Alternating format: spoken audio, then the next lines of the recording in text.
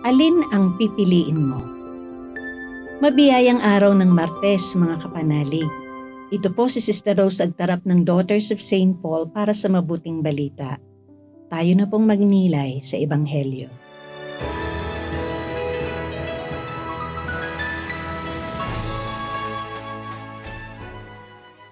Sinabi ni Jesus sa kanyang mga alagad, "Huwag ibigay ang banal sa mga aso o itapon ang inyong perlas sa mga baboy. At baka yapakan nila ito at balikan kayo at lapain. Kaya gawin ninyo sa iba ang gusto ninyong gawin sa inyo. Ito ang nasa batas at mga propeta. Pumasok sa makipot na pinto sapagkat malapad ang pintuan at malawak ang daan papunta sa kapahamakan.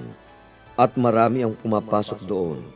Napakakipot naman ng pintong papunta sa buhay at mabalakid ang daan at kakaunti ang mga nakakatagpo rito."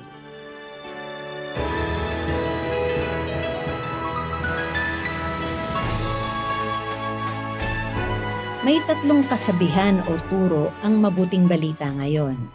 Una, sinabi ni Jesus, huwag ibigay ang banal sa mga aso o itapon ang perlas sa mga baboy. Baka yapakan nila ito at balikan kayo at lapain. Dito, pinapayuhan ni Jesus ang mga alagad na magdahan-dahan sa pag-share ng mabuting balita. Oo nga, tinatawag ang lahat na sumunod kay Kristo. Pero may mga taong hindi pa handang tanggapin ang mga turo niya. Hindi lang nila siya tatanggihan, kundi kukutyain pa. Kailangan ng paghahanda, mahabang panahon ng formation at pag-aaral bago nila matanggap si Kristo.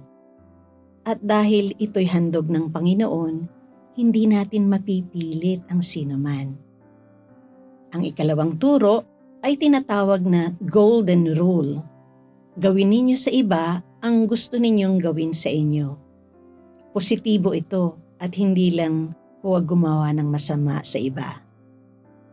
Sa ikatlong kasabihan naman, inihahambing ni Jesus ang makipot na pintuan sa malawak na daan. Sa malawak na daan, pwede mong sundin ang halos lahat ng gusto mong gawin. Ang iyong instincts, kapritsyo, kahit na bisyo. At kahit saan kanila dalhin. Kasama rito yung kasakiman, pagkamakasarili, kasinungalingan o panlilinlang, pati na ang karahasan. Ang makipot na pintuan naman ay hindi pagiging makitid ang isip. Sa halip ito'y pagkakaroon ng malinaw na gabay sa buhay. Mga prinsipyo at values na nakaugat sa turo ni Kristo. Mahirap at challenging ang daang ito dahil kailangan ng disiplina at pagtalikod sa sarili. Ngunit sa malaon, nagiging mas madali dahil umaayon ito sa pinakamalalim na pangangailangan at kagustuhan ng tao. Mahirap man ang daan ni Jesus, nagdadala ito sa tunay na kaligayahan at kaganapan sa buhay. Malawak man at madaling sundan ang daan ng walang disiplina, hindi ito nagdudulot ng tunay na kasiyahan. Kapanalig, alin ang pipiliin mo? Mga kapanalig, support our Paulines mission. Subscribe, like, and follow Paulines on our social media accounts. Donate through our donations channels to help us continue our ministry.